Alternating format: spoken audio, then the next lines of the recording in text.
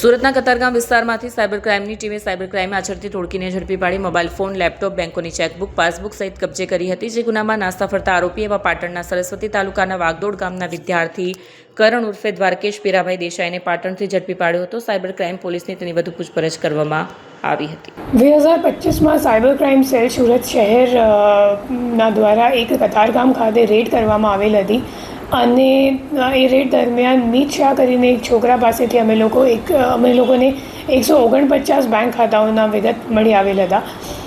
એ તમામ બેંક ખાતાઓમાં 800 કરોડનું ટ્રાન્ઝેક્શન્સ મળ્યું હતું અને એની સામે 400થી વધારે NCCRP કમ્પ્લેન્ટ પણ નોંધાયેલ હતી. આ કેસમાં એક જે નાસ્તા ફરતા આરોપી હતો કરણ દેસાઈ, એમને ગઈકાલે ધરપકડ કરવામાં આવી છે. એમને પાટણ ખાતેથી ટેકનિકલ વર્કઆઉટ કરીને શોધીને અહીંયા લાવવામાં આવ્યું છે.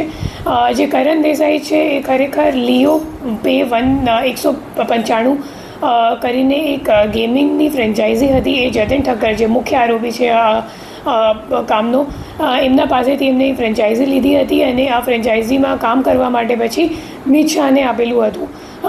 મિત શાહ એમના માટે તમામ જે મ્યુલ અકાઉન્ટ્સ છે એ એકત્રિત કરવાનું કામ અને પછી એ એકાઉન્ટ્સમાં પૈસા ચડાવવાનું કામ અને ટ્રાન્સફર કરાવવાનું કામ મિત શાહ કરતો હતો. અને જે મુખ્ય આરોપી છે અગાઉ પકડાયા છે, એમનું નામ છે જતીન ઠક્કર. આ ગુનાના કામમાં કરણ દેસાઈ સિવાય અગાઉ 7 આરોપીને ઝડપી પાડવામાં આવી ચૂક્યો છે.